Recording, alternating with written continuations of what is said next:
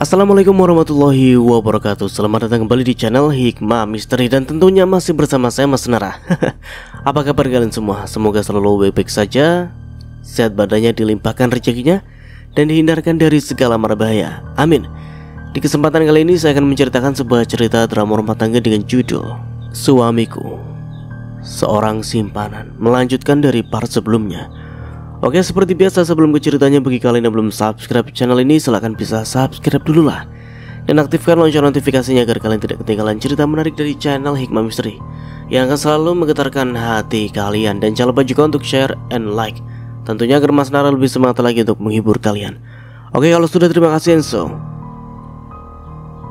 just try keep up with me.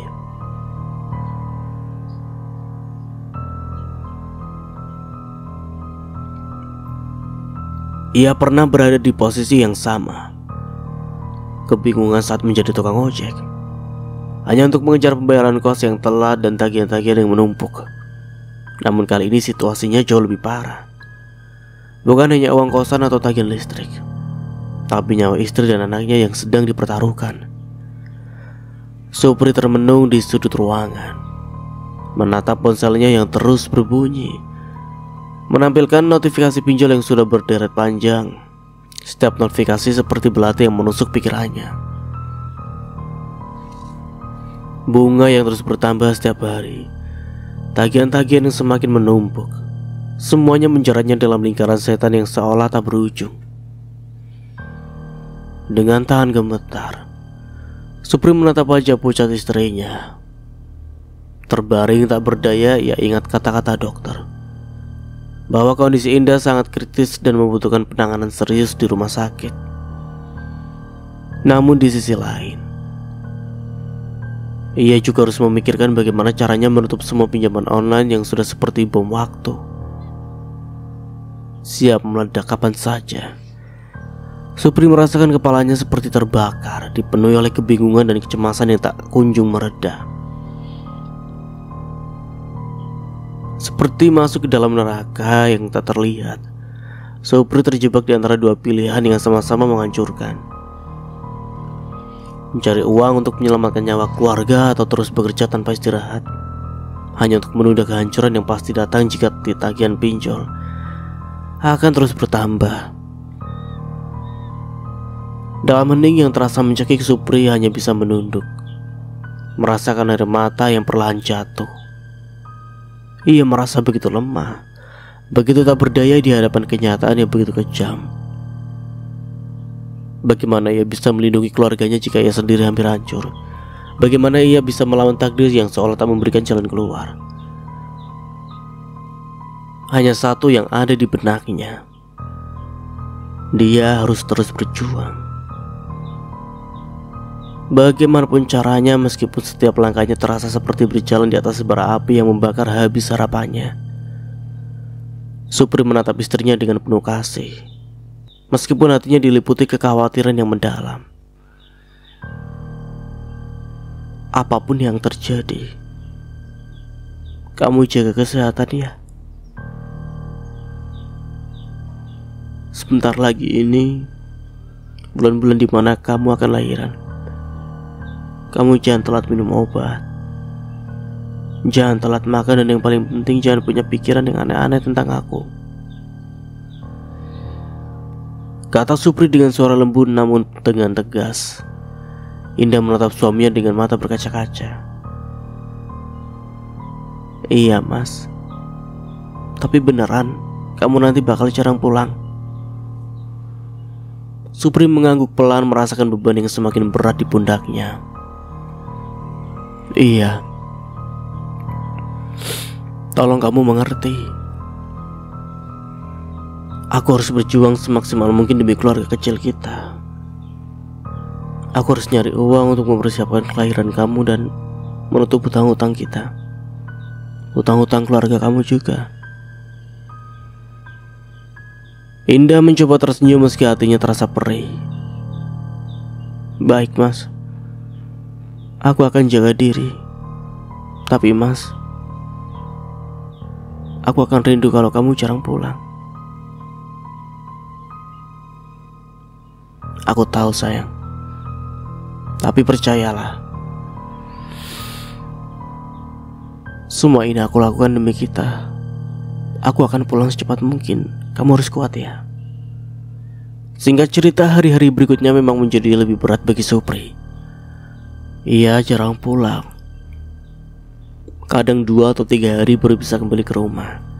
Setiap ia pulang, Indah selalu menyebutnya dengan wajah cemas. Mas, kamu kemana aja? Aku telepon kamu gak pernah ngangkat. Tanya Indah suatu hari, suaranya mengandung kecemasan yang tak bisa disembunyikan. Supri mencoba tersenyum menenangkan. Udah tenang.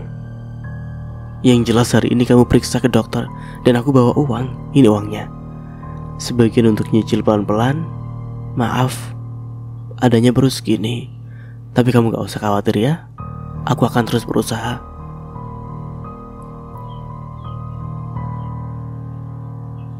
Tapi mas, kamu benar-benar gak ada kabar. Aku takut. Supri memeluk Indah erat. Yang penting sekarang aku ada di samping kamu. Percayalah, semua ini untuk kita kok. Meski Supri berhasil membawa sedikit uang untuk kebutuhan keluarga dan perawatan Indah, rasa khawatirnya tidak pernah benar-benar hilang. Uang yang ia bawa selalu cepat habis dan rasa cemasnya semakin menjadi-jadi seiring mendekatnya hari kelahiran. Hingga suatu malam, ketika Supri pulang setelah beberapa hari bekerja keras, ia dikejutkan oleh suara tangisan Rizky yang pecah dalam kegelapan. Suara itu menggema dari rumah mereka yang pintunya tampak terbuka lebar. Beberapa tetangga tampak berkumpul di depan rumah. Wajah-wajah mereka dipenuhi kekhawatiran. Supri langsung berlari panik. Ada apa, Bude? Bu, ada apa? Kenapa Rizky nangis? Kenapa banyak tetangga di sini? Seseorang tetangga yang lebih tua menjawab dengan suara gemetar. Supri, istrimu tiba-tiba lemas. Kami gak tahu harus bagaimana. Sudah kami coba bangunkan, tapi dia tidak merespon.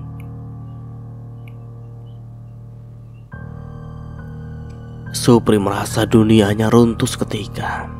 Ia segera masuk ke kamar dan menemukan Indah terbaring tak berdaya di tempat tidur. Wajahnya pucat dan tubuhnya dingin. Rizky masih menangis di sudut ruangan, bingung melihat kondisi ibunya. Supri jatuh berlutut di samping tempat tidur, menggenggam tangan Indah yang tak lagi terasa hangat. Indah.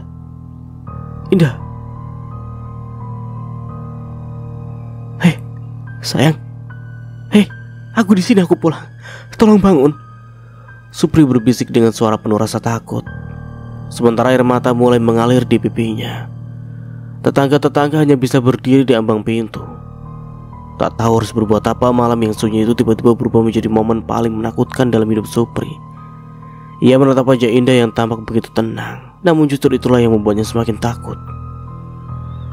Suara tangisan Rizky terus menggema di ruangan, seolah-olah dunia ikut menangis bersama Supri merasakan kesedihan yang begitu mendalam. Supri sadar bahwa ini adalah saat-saat yang paling kritis.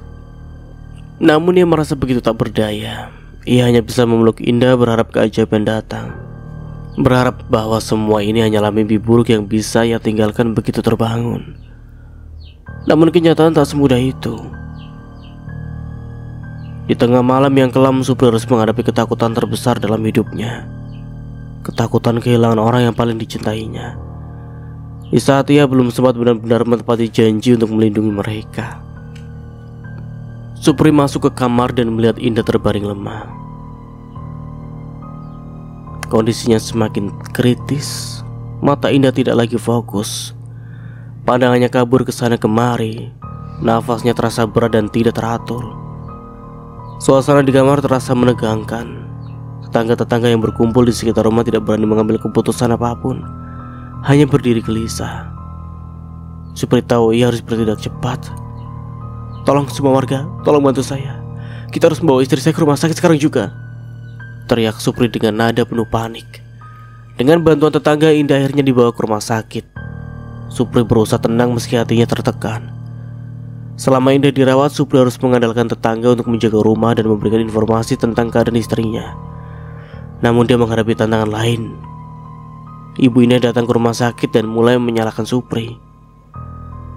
Ini semua gara-gara kamu, Supri. Katanya kamu jarang pulang. Ini suami macam apa kamu? Istrimu dalam kondisi seperti ini kamu malah tidak ada di sini. Kamu pikir ini tidak ada artinya? Ujar Ibu Indah dengan nada marah dan kecewa. Supri merasa tertekan oleh tuduhan-tuduhan tersebut. Ibu, saya sudah berusaha keras untuk mencari uang, Bu. Saya harus membayar biaya rumah sakit yang besar ini. Bagaimana caranya saya bisa bertanggung jawab jika saya tidak bekerja? Iya, cari uang, tapi bukan berarti harus 3 hari tidak pulang dan tidak memberi kabar. Saya harus mendengar dari tetangga bahwa kamu tidak ada di sini. Serta Ibu Indah tampak semakin frustasi. Supri berusaha tetap tenang. Ibu, bukan maksud saya untuk berdebat, Bu. Saya butuh banyak uang untuk biaya perawatan dan utang-utang kami. Saya tahu ini sulit, tapi saya melakukan semua ini untuk keluarga kita, Bu. Maafkan saya, Bu. Ibu Indah hanya menggelengkan kepala tanpa kecewa. Terserah kamu. Saya mau pulang. Saya sudah capek melihat ini semua. Dengan itu Ibu Indah pergi meninggalkan rumah sakit, meninggalkan Supri dengan rasa bersalah dan cemas yang mendalam. Supri kemudian meminta bantuan dari tetangganya yang baik hati yang mereka sebut saja Bude Rus. Bude, saya harus mencari uang dulu. Tolong kalau ada apa-apa hubungi saya di nomor ini, kata Supri sambil memberikan nomor telepon yang baru kepada Bude Rus. Jangan telepon nomor yang lama ya. Telepon nomor ini jika ada berita penting tentang istri saya. Dan tolong sampaikan pada istri saya bahwa saya akan segera kembali. Iya, Mas Supri, saya akan hubungi jika ada kabar, jawab Bude Rus dengan suara lembut. Hari-hari berlalu dengan lambat. Supri tidak pulang ke rumah, hanya pergi untuk mencari uang dan memenuhi kebutuhan perawatan Indah di rumah sakit. Ia merasa lelah dan putus asa. Wajahnya semakin kusut dan lelah. Suatu malam, Supri akhirnya mendapat kesempatan untuk beristirahat sejenak dan memeriksa ponselnya. Saat itulah teleponnya berdering, suara Indah di ujung telepon penuh kepanikan dan kesedihan. Mas, di mana kamu? Aku sudah tidak kuat. Aku merasa sangat sakit. Aku tidak tahu kapan aku akan melahirkan. Tolong Mas cepat pulang. Supri merasakan hati yang hancur mendengar suara istrinya yang penuh kesakitan. Indah, aku di jalan. Aku akan segera pulang. Aku berjanji akan cepat sampai. Tolong bertahan sedikit lagi ya. Dia menutup telepon dengan hati yang berat, berusaha menenangkan diri meskipun tekanan dan kelelahan semakin menyelimuti dirinya. Supri tahu bahwa setiap detik sangat berarti, dan ia harus segera kembali ke rumah sakit untuk mendukung Indah dan memastikan semuanya baik-baik saja. Dengan tekad yang kuat, meskipun dalam kondisi yang sangat buruk, Supri melanjutkan perjuangannya untuk keluarga kecilnya yang tercinta. Saat Supri tiba di rumah sakit, suasana semakin mencekam. Indah terbaring lemah di ranjang rumah sakit dan kondisinya semakin memburuk. Kadang dia sadar, kadang tidak, berjuang antara kesadaran dan ketidakberdayaan. Setiap kali dia sadar, dia memanggil Supri dengan suara lemah, berharap bahwa suaminya akan segera tiba. Mas, di mana kamu? Aku tidak kuat lagi, ucap Indah dengan suara yang hampir tidak terdengar. Supri yang berusaha keras untuk mengumpulkan uang dan memenuhi segala kebutuhan berjanji kepada istrinya dengan penuh keyakinan. Sebentar lagi Indah, aku akan segera sampai. Tolong bertahan sedikit lagi. Namun saat Supri akhirnya tiba, ia terpaksa menunggu beberapa waktu sebelum bisa masuk ke ruang perawatan. Supri membawa uang yang telah ia kumpulkan dengan susah payah untuk membayar biaya rumah sakit yang sangatlah tinggi. Ia melihat dokter dengan penuh harapan meminta, "Dokter, apapun yang terjadi tolong selamatkan nyawa istri saya. Berapapun biayanya akan saya bayar." Dokter mengangguk mengetahui betapa pentingnya nyawa Indah. "Kami akan melakukan yang terbaik," kata dokter berusaha memberikan harapan kepada Supri. Dalam beberapa jam berikutnya, Indah menjalani persalinan yang sangat melelahkan. Dalam proses persalinan kondisinya sangat lemah dan memerlukan perawatan khusus. Supri terus berada di sampingnya, berdoa dan berharap agar semuanya berjalan dengan baik. Setelah beberapa waktu yang sangat menegangkan, akhirnya Indah berhasil melahirkan. Namun kondisinya sangat lemah dan dia memerlukan perawatan intensif untuk pulih sepenuhnya. Biaya perawatan tambahan pun menjadi beban baru bagi Supri yang sudah sangat kelelahan dan hampir putus asa. Buderus, tetangga yang baik hati, mendekati Supri.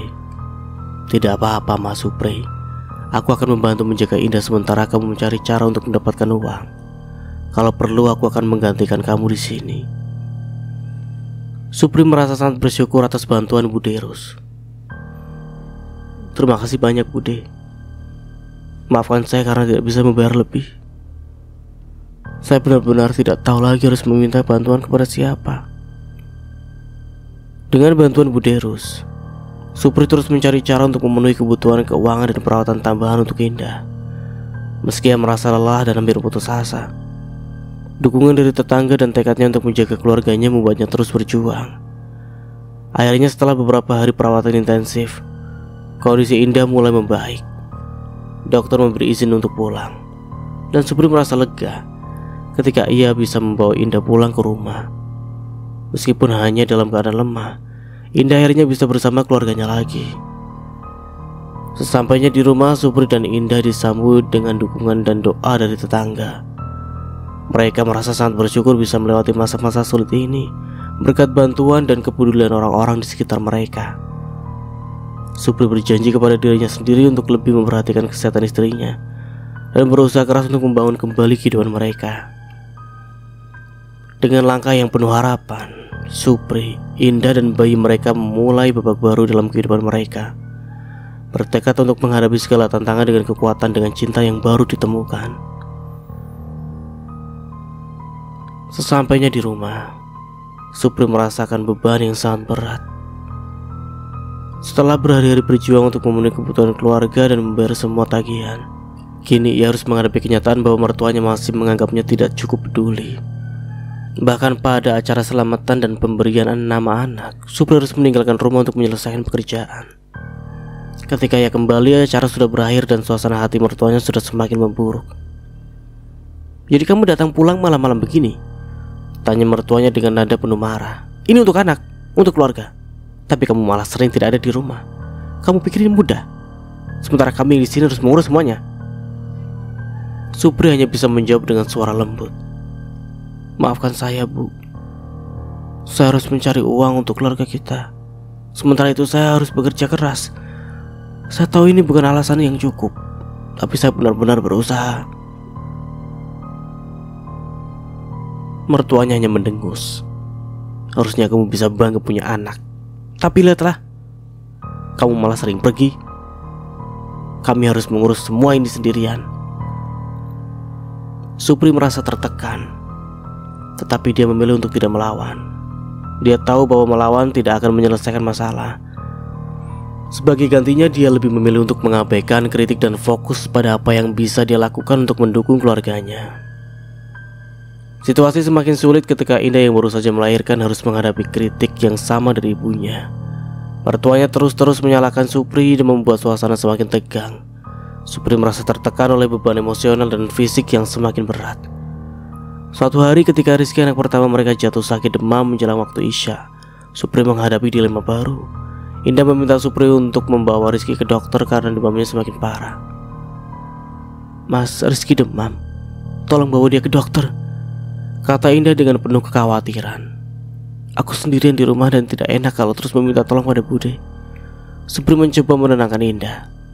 "Tapi Indah, hari ini banyak orderan. Kalau aku tidak narik,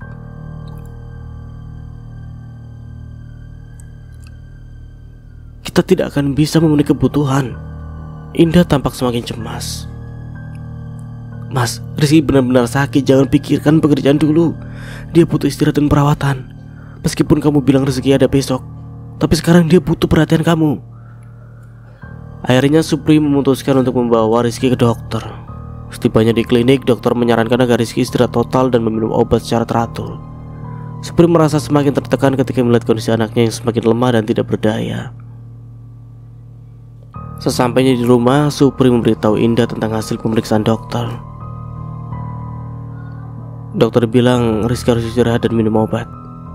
Aku harus keluar lagi malam ini untuk mencari uang, tapi aku janji akan cepat pulang. Indah terlihat sangat lelah dan frustasi. Mas, aku tahu kamu harus bekerja, tapi kita butuh waktu untuk keluarga. Aku khawatir tentang kesehatan Rizky. Sementara kamu keluar, aku sendirian mengurus semua ini. Supri merasakan kesedihan mendalam. Ia ingin sekali memenuhi harapan istrinya dan tetap ada untuk keluarganya. Tetapi situasi keuangan yang mendesak membuatnya sulit untuk memilih antara pekerjaan dan keluarga. Indah, aku akan berusaha semaksimal mungkin, tapi rezeki hari ini sangat penting. Aku akan cepat pulang dan pastikan Rizky mendapat semua perawatan yang dibutuhkan, ucap Supri dengan penuh tekad. Malam itu Supri berangkat lagi untuk bekerja, sementara Indah tetap di rumah merawat Rizky dan menghadapi tantangan tanpa bantuan suaminya. Ketika Supri kembali, ia mendapati rumah dalam keadaan tenang, dengan Indah dan Rizky berusaha menghadapi hari-hari yang penuh tantangan. Dengan tekad yang kuat dan harapan untuk masa depan yang lebih baik, Supri terus berjuang meski tertekan oleh beban yang tampaknya tidak pernah berkurang. Dia berdoa agar keadaannya segera membaik, dan segala usaha yang dilakukan dia bisa berharap bisa memberikan kehidupan yang lebih baik untuk keluarganya. Supri yang kelelahan setelah bekerja keras sepanjang malam merasa frustasi ketika Indah tiba-tiba mengambil kunci motornya dan mengunci kamar. Dengan tekad untuk menyelesaikan pekerjaannya, Supri berusaha meyakinkan Indah untuk memberinya kunci. Tetapi Indah tetap menolak dan memintanya untuk tidur bersama Rizky yang membutuhkan perhatian ayahnya. Malam ini aku harus berangkat, kata Supri dengan cemas. Besok pagi aku langsung pulang kok. Kalau aku udah gak ada orderan, nanti aku langsung buru-buru pulang. Indah tampak marah dan kecewa. Kamu malah bilang besok pagi. Jam berapa kamu pulang? Aku pikir kamu akan pulang malam ini. Rizky butuh kamu. Supri bingung dan cemas. Ia menyadari bahwa keputusannya untuk bekerja meskipun kondisi keluarga tidak mendukung telah memicu ketegangan lebih lanjut. Indah akhirnya mengambil kunci motor dan pergi ke kamar, meninggalkan Supri berdiri sendirian, merasa tertekan. Supri mencoba beberapa kali mengetuk pintu kamar Indah, mulai dari jam 11 malam hingga tengah malam, berharap bisa mendapatkan kunci motor kembali untuk bekerja. Dek, kasih kunci motornya dek, Mas mau keluar sebentar, panggilnya. Tapi Indah hanya menjawab dari dalam kamar dengan nada kesal. Enggak, udah tidur Mas, jangan ganggu. Keputusasaannya semakin mendalam ketika Supri merasa tubuhnya sangat lelah. Dia akhirnya terpaksa tidur di lantai kamar, terjaga oleh rasa gelisah dan frustasi yang mendalam. Paginya Supri terbangun terlambat, merasa telah frustasi. Jam sudah menunjukkan pukul 9 pagi ketika ia membuka matanya. Supri segera berdiri dan mencari Indah. Dek, kenapa kamu gak bangunin aku? Tanyanya dengan suara lemah. Handphoneku di mana? Indah yang tampak masih lelah menjawab. Handphone? Kamu taruh di mana? Ya aku nggak tahu. Rizky sedang nonton TV. Kamu nggak lihat dari tadi? Supri merasa cemas melihat kondisi rumah. Lihatlah anaknya gimana sih? Kok kamu ketus gitu sih sama aku? Handphoneku di mana? Indah mengabaikan pertanyaan Supri dan berkata, sarapan ada di belakang. Biasanya kamu nitip uang ke Budi terus untuk beli sarapan kan? Nah, sarapan ada di belakang. Tinggal makan aja sambil gendong si bayinya. Supri mengangguk, merasa sedikit lega mendengar bahwa ada sarapan. Dia segera menuju ke dapur untuk memeriksa makanan yang telah disiapkan. Ketika ia membuka penutup nasi, Supri terkejut melihat isi di bawah tutung saji. Apa ini? Supri bergumam saat melihat makanan yang tersaji di hadapannya. Sarapan yang biasanya sederhana kini terlihat berlebihan, dengan beberapa hidangan yang tampaknya mewah dan mahal. Supri merasa bingung dan khawatir, terutama karena dia baru saja menyelesaikan pekerjaan yang sangat berat untuk membayar kebutuhan rumah sakit dan kebutuhan keluarga. Dek, kenapa sarapannya seperti ini? Biasanya tidak seperti ini, tanyanya kepada Indah. Indah hanya menjawab dengan nada dingin. Aku memutuskan untuk membeli yang lebih baik hari ini. Ini untuk anak kita, untuk kita. Supri merasa tertekan oleh situasi yang semakin memburuk. Ia tahu bahwa masalah finansial dan emosional telah menambah ketegangan dalam hubungan mereka. Meskipun dia pernah berusaha keras untuk memenuhi kebutuhan keluarga, Tampaknya usaha tidak pernah cukup. Sambil memikirkan semua ini, Supri duduk dan memulai sarapan. Ia merasa lelah dan tidak tahu harus berbuat apa lagi. Tekanan dan pekerjaan, tanggung jawab sebagai kepala keluarga, dan ketidakpahaman Indah mengenai situasi keuangan mereka semakin membebani pikirannya. Dengan tekad untuk memperbaiki keadaan, Supri bertekad untuk mencari solusi dan berkomunikasi lebih baik dengan Indah. Dia berharap dengan usaha dan kesabaran mereka bisa mengatasi segala rintangan yang ada dan kembali menemukan kebahagiaan di tengah kesulitan yang mereka hadapi. Supri terkejut dan kebingungan saat menemukan handphonenya di dalam tudung saji tanpa adanya bungkusan nasi. Ketika dia melihat handphonenya dengan seksama, dia mulai merasa cemas dan memutuskan untuk membuka chat yang ada di handphonenya. "Dek, kenapa handphone ada di sini? Kenapa nggak ada nasi sama sekali?" tanya Supri mencoba memahami situasi tersebut.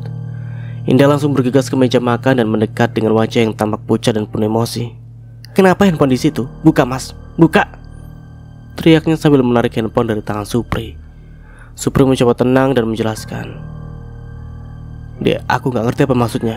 Kenapa handphone ada di sini? Aku memang taruh di kamar Rizky sebelumnya." Indah dengan air mata mulai mengalir membuka chat yang ada di handphone Supri. Supri melihat bahwa chat yang pertama adalah dari seseorang yang tidak dikenal. Indah membuka foto yang berlampir di chat tersebut dan wajahnya langsung berubah pucat dan penuh kemarahan. Ini apa, Mas? Kamu tega?" serunya sambil menunjukkan foto tersebut kepada Supri. Supri menatap foto itu dan merasakan jantungnya berdebar kencang. Foto tersebut menampilkan Supri bersama seorang wanita lain dalam sebuah situasi yang sangat intim. Supri merasa tenggelam dalam bersalah dan kekacauan. "Dek, biar aku jelasin," kata Supri dengan suara gemetar. "Maafkan aku, ini bukan seperti yang kamu pikirkan. Aku bisa menjelaskan semuanya." Indah dengan penuh kesedihan dan marah terus menangis. "Mas, aku sudah percaya sama kamu, tapi ternyata kamu seperti ini. Kamu pergi selama 3 hari dan ini yang kamu lakukan." Supri yang merasa tertekan dan bingung mulai menceritakan apa yang sebenarnya terjadi. "Coba dengar dulu. Foto itu hanya kesalahpahaman. Aku gak sengaja terlibat dalam situasi seperti ini. Sebenarnya aku sedang bekerja keras untuk mencari uang demi keluarga kita. Aku harus memenuhi kebutuhan kita, dan dalam prosesnya aku terjebak dalam situasi yang tidak aku inginkan." Indah yang mulai mengatasi kemarahannya mencoba mencerna penjelasan Supri. "Jadi ini semua hanya kesalahpahaman?" Supri mengangguk dengan penuh penyesalan. "Iya, Dek. Aku tidak bermaksud menyakitimu. Aku hanya ingin kita bisa melalui semua ini bersama-sama. Aku akan memperbaiki semuanya. Aku akan menjadi suami yang lebih baik." Indah terlihat bingung dan kecewa. "Tapi kenapa kamu tidak memberitahuku tentang ini sebelumnya? Kenapa kamu tidak bisa terbuka?" Supri menunduk merasa sangat menyesal. "Aku takut kamu akan kecewa. Aku juga takut kamu tidak akan mengerti alasan aku. Tapi sekarang aku tahu aku salah. Aku harusnya lebih terbuka dengan kamu." Setelah mendengar penjelasan dari Supri, Indah mencoba mencerna semua informasi tersebut. Meskipun dia masih merasa sakit hati, dia menyadari bahwa mungkin ada hal-hal yang bisa diperbaiki. Dia perlu waktu untuk memikirkan semua dan mengatasi perasaannya. Supri dengan penuh harapan mengatakan, "Dek, maafkan aku. Aku akan berusaha keras untuk memperbaiki semuanya. Aku hanya ingin kamu dan anak-anak kita bahagia. Tolong beri aku kesempatan untuk membuktikannya." Indah terdiam sejenak, kemudian perlahan-lahan mengangguk. "Aku akan memberi kamu kesempatan, Mas. Tapi kamu harus berjanji untuk lebih terbuka dan tidak pernah membuatku merasa seperti ini lagi." Seperti mengangguk dengan penuh rasa bersyukur. "Aku berjanji, Dek. Terima kasih telah memberi aku kesempatan." Dengan perasaan campur aduk, Supri dan Indah mencoba untuk kembali berfokus pada keluarga mereka. Meskipun masih ada luka dan ketidakpastian, mereka berdua sepakat untuk bekerja sama dan memperbaiki hubungan mereka agar bisa melalui masa-masa sulit ini bersama. Supri merasa lega ketika akhirnya mendapatkan orderan setelah berjam-jam tanpa pemasukan. Kali ini penumpangnya adalah seorang wanita bernama Anis. "Alhamdulillah ada orderan juga," pikir Supri sambil tersenyum. Saat Supri tiba di rumah Anis, hujan deras masih terus mengguyur disertai petir yang menggelegar. Anis melihat cuaca buruk dan berkata, "Mas, masuk dulu aja. Nanti kalau hujan terus bisa bahaya di luar." Supri ragu sebentar, tetapi cuaca yang sangat buruk membuatnya memutuskan untuk masuk. Dia mengikuti Anis ke dalam rumah yang tampaknya cukup mewah itu. Di dalam Anis menawarkan minuman untuk menghangatkan tubuh Supri. "Mas, untuk menghangatkan badan, minumlah ini. Ada minuman-minuman yang cukup mahal di kulkas," ujar Anis sambil menunjukkan kulkas yang penuh dengan berbagai macam minuman. Supri tersenyum sopan. "Terima kasih mbak, tapi saya hanya ingin air putih saja." Anis mengangguk dan pergi ke dapur untuk mengambil air putih untuk Supri. Sementara itu Supri berdiri di ruang tamu, mencoba mengangkat diri dari hujan yang terus menerus. Ketika Anis kembali, dia menawarkan air putih kepada Supri dan mengajaknya duduk di ruang tamu. Hujan masih deras di luar, membuat suasana di dalam rumah terasa semakin hangat dan nyaman. "Mas, kayaknya dari awal saya naik mobil, Mas tampaknya agak tidak tenang. Ada masalah apa sih mas?" tanya Anis dengan nada perhatian. Supri sedikit terkejut dengan pertanyaan itu. Nggak apa-apa, ini cuma masalah biasa." Anis tidak berhenti bertanya. "Saya juga terdengar. Tadi saya dengar mas lagi ada masalah dengan keluarga atau banyak hutang ya?" Supri merasakan tertekan. "Sebenarnya mbak, saya memang sedang ada banyak masalah, terutama karena istri saya yang sakit, dan saya harus mencari uang untuk biaya pengobatan dan membayar hutang." Anis mendengarkan dengan seksama, tampaknya memahami kesulitan Supri. "Tapi kenapa mas tidak pernah bilang? Bukankah seharusnya ada cara lain untuk membantu selain hanya bekerja keras?" Supri terdiam, merasa terbeban oleh kenyataan. "Saya tahu mbak, saya hanya merasa kalau saya tidak bekerja, kami akan semakin kesulitan. Jadi saya terus berusaha mencari orderan." Anis merasa kasihan melihat kondisi Supri. "Mas, jangan terlalu keras pada diri sendiri. Kadang mencari solusi juga butuh bantuan dari orang lain. Jika mas mau, saya bisa membantu sedikit." Supri menatap Anis dengan penuh rasa terima kasih. "Terima kasih banyak mbak, bantuan Anda sangat berarti bagi saya." Anis tersenyum lembut. "Tidak perlu berterima kasih. Jika mas butuh bantuan lagi, jangan ragu untuk menghubungi saya." Supri merasa terharu. "Saya sangat menghargai tawaran Anda. Sekali lagi terima kasih." Di tengah-tengah percakapan mereka, Supri mendengar teleponnya berdering. Dia melihat nama Indah tertera di layar. Supri merasa cemas dan langsung mengangkatnya. "Dek, aku di rumah Anis sekarang. Maaf aku belum pulang. Ini hujan sangat deras," kata Supri dengan nada penuh penyesalan. Indah dengan suara yang penuh emosi menjawab, "Mas, aku sudah bilang jangan pergi terus-menerus. Rizky sakit dan aku butuh bantuanmu di sini." Supri menjelaskan, "Dek, aku sedang berusaha keras untuk mendapatkan uang. Aku akan pulang secepatnya, jangan khawatir." Namun Indah tampaknya tidak sabar dan menutup teleponnya dengan keras. Supri merasa putus asa. Anis melihat kekhawatiran di wajah Supri dan berkata, "Mas, mungkin Anda bisa pulang sekarang. Cuaca mungkin tidak akan membaik dalam waktu dekat, tapi setidaknya Anda bisa mencoba pulang." Supri mengangguk merasa terima kasih atas perhatian Anis. "Iya mbak, terima kasih banyak ya atas semuanya. Saya akan pulang." Setelah mengucapkan terima kasih, Supri bergegas keluar menuju motornya, berusaha menembus hujan deras untuk pulang ke rumah. Dia merasa beban di pundaknya semakin berat, tetapi dia tahu bahwa dia harus terus berjuang untuk keluarganya. Supri merasa sangat tertekan setelah mendengar tawaran Anis. Anis melihat wajah Supri yang kelelahan dan mengajaknya untuk duduk kembali. Mas masih muda kok, masih segar. Kadang kita butuh bantuan dari orang lain, apalagi kalau situasi seperti ini," ujar Anis dengan lembut. Supri yang merasa puyeng dan lelah akhirnya memutuskan untuk menerima tawaran minum dari Anis. Setelah minum, dia mulai bercerita tentang kesulitannya. "Mbak, saya ini sedang mengalami banyak masalah. Hutang-hutang menumpuk, bunga-bunga terus berjalan. Istri saya harus ke rumah sakit dan mertua saya juga menambah beban saya. Saya bingung harus bagaimana lagi. Kepalaku rasanya mau pecah. Anis mendengarkan dengan penuh perhatian. Kalau Mas mau, saya sebenarnya punya teman yang bisa membantu. Teman saya ini biasanya minta ditemani atau dilayani dalam hal-hal tertentu, dan dia tidak segan untuk memberikan bantuan finansial yang besar. Tapi Mas harus ingat, jangan mengecewakan dia kalau dia memutuskan untuk membantu. Berapapun nominalnya akan diberikan, kamu tinggal bilang, dan itu akan langsung cair. Supri merasa agak ragu. Tapi kerja apa yang harus saya lakukan? Bagaimana caranya? Anis tersenyum dan menjelaskan. Gini aja Mas, saya akan kasih alamat dan nanti akan saya temuin. Mas datang ke apartemen ini dengan pakaian yang rapi. Jangan pakai pakaian kerja yang terlalu mencolok. Setelah itu bicara langsung dengan teman saya. Supri mengangguk, merasa sedikit lebih tenang setelah mendengar tawaran tersebut.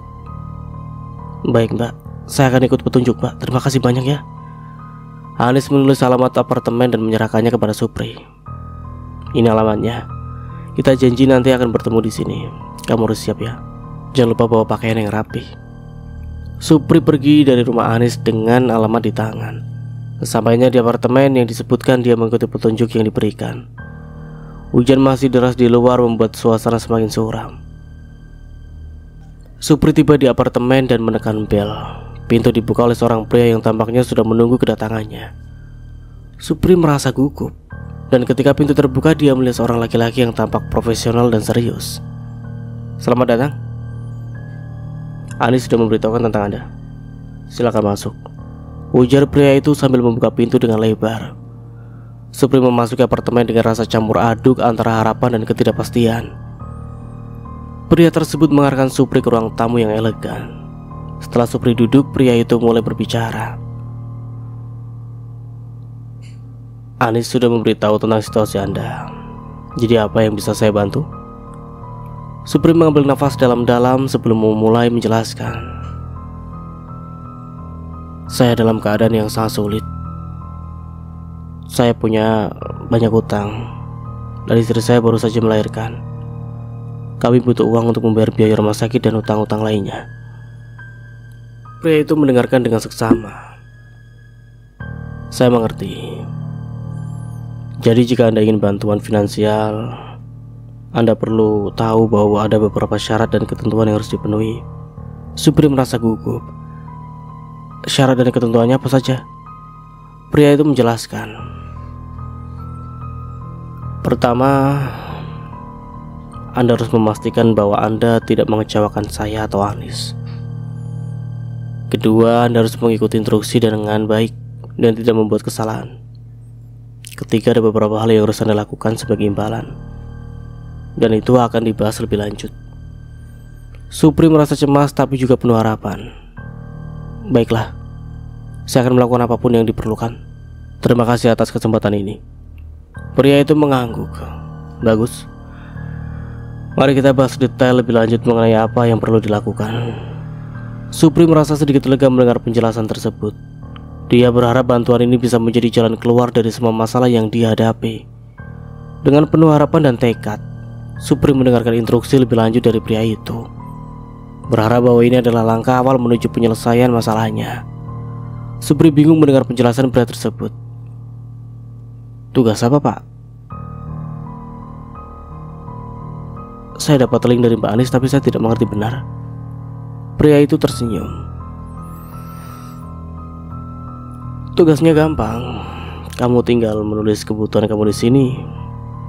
Dia mengeluarkan selembar kertas dan ballpoint dari meja. Tulis semua yang kamu butuhkan dan bilang ke saya secara detail. Supri melihat kertas dan pena itu dengan bingung. Jadi, saya hanya perlu menulis kebutuhan saya saja? Iya, itu saja, jawab pria itu. Tulis semua kebutuhanmu secara rinci. Kalau ada hal lain yang belum ditulis, tambahkan saja. Tapi ingat, saya juga berharap kamu bisa melayani saya kapanpun saya mau. Supri merasa semakin bingung dan tidak nyaman. Maaf, Pak. Apa maksud? kalau saya harus melayani, saya tidak mengerti. Pria itu tampak sabar. Sederhana saja, kamu harus mengikuti apa yang saya minta. Kalau saya minta kamu datang, kamu harus datang. Kalau saya minta kamu melakukan sesuatu, kamu harus melakukannya. Ini bukan untuk dipaksa, tetapi untuk memastikan bahwa bantuan yang saya berikan sesuai dengan apa yang kamu butuhkan. Dan sampai di sini dulu ceritanya. Nantikan kelanjutan ceritanya di part berikutnya. Dari saya mohon maaf bila ada salah kata atau dalam penyampaian cerita. Akhir kata, wassalamualaikum warahmatullahi wabarakatuh. Sampai jumpa di video berikutnya and see you. Bye bye.